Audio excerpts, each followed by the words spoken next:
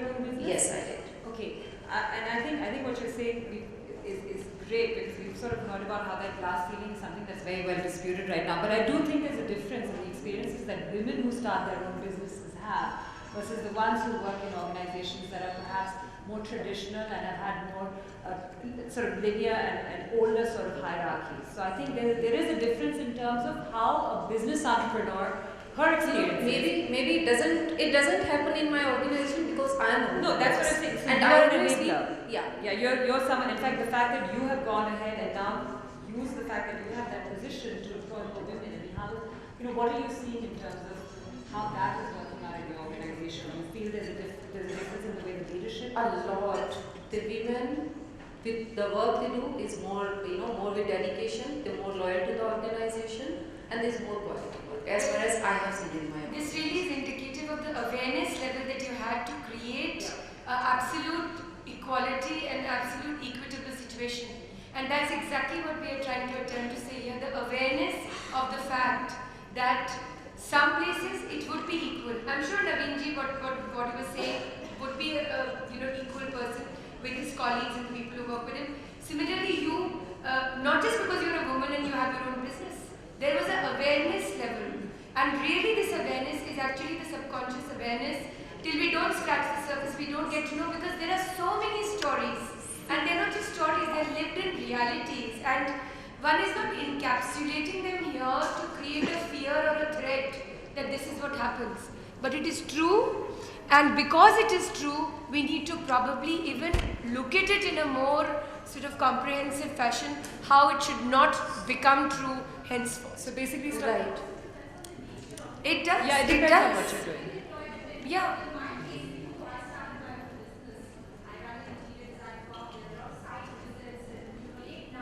Yeah.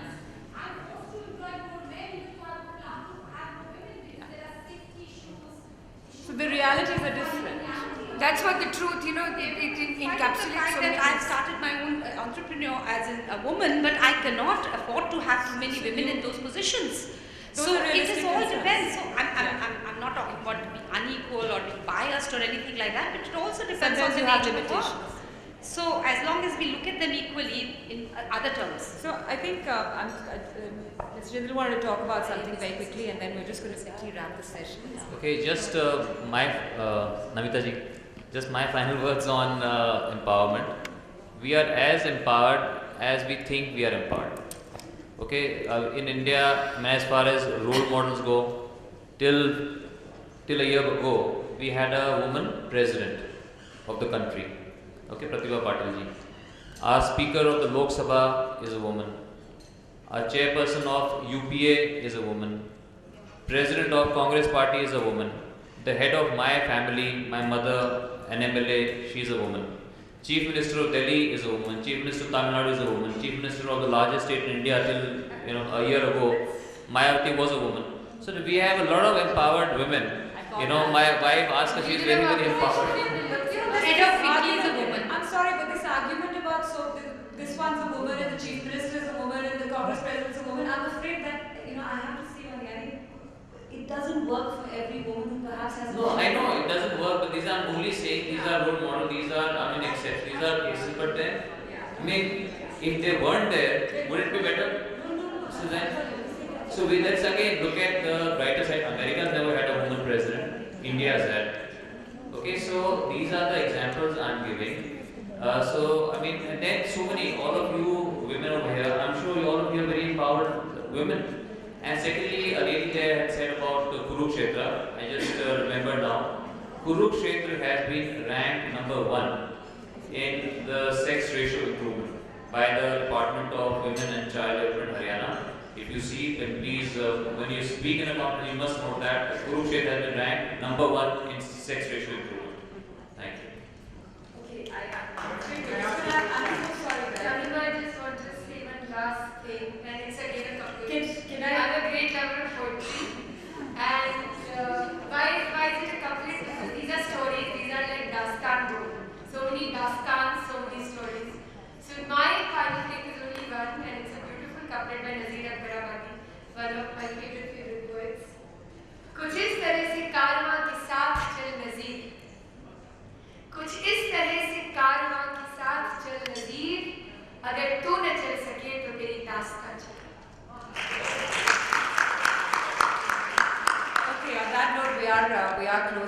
the event as far as before lunch is concerned. I just want to say that I had the best role in here because I just got a chance to ask all the questions and then suddenly take sides randomly, change my position every 5 minutes, but that's what's great about being an anchor. I just want to say that I really, really enjoyed this. I think we've talked about, leadership and empowerment, as to say, is such a vast topic, and the experiences are so different for women across levels. I just want to thank my panelists as well as everybody who participated in this, and I certainly look forward to more of these events. I hope that you were satisfied as well with the way the opportunities turned out.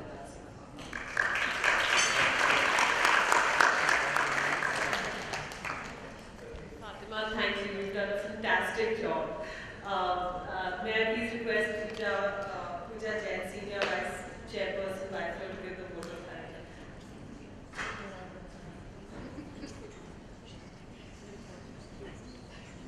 On behalf of Garima and the YFLO Committee, I would like to thank all our esteemed panelists, Vani, Tripathi, Naveen, Namanji, and Fatima, for being here with us and spending their valuable time today and sharing your thoughts. I think it is incredible that all our YFLO members were so participative.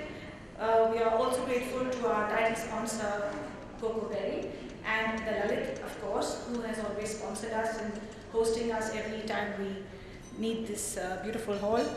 Also, our other sponsors are Denox and Aura for their cooperation for this event. We look forward to meeting all our YFLO members at the coming 23rd of August at the Theta workshop, back again at the Lalit. For the YFLO Khajuraho trip, just a little information is available at the registration desk. So those who want to come for this, we encourage all of you to please take more details. October 7th to 9th is when the trip is scheduled for. In order to know you all better, I urge all the YFLO members sitting here to please send in a small short bio at yfloprofile@gmail.com with your photograph and your interests, because it's very critical for us as the committee at YFLO Delhi to get to know what you want for us to work the other events in the future. I would now like to invite all the committee members on stage for a short, quick photograph and then open for lunch. Thank you.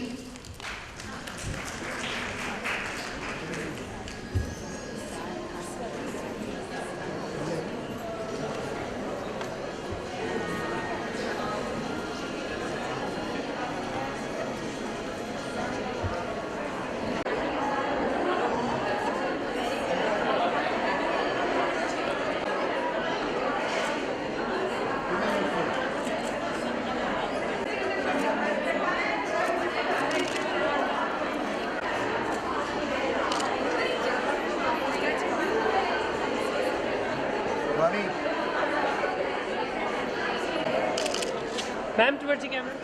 Yeah.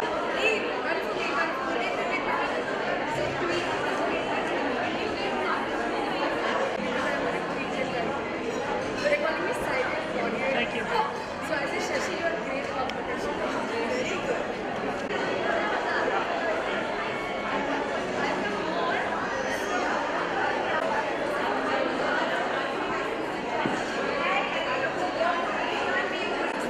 I wouldn't know that, but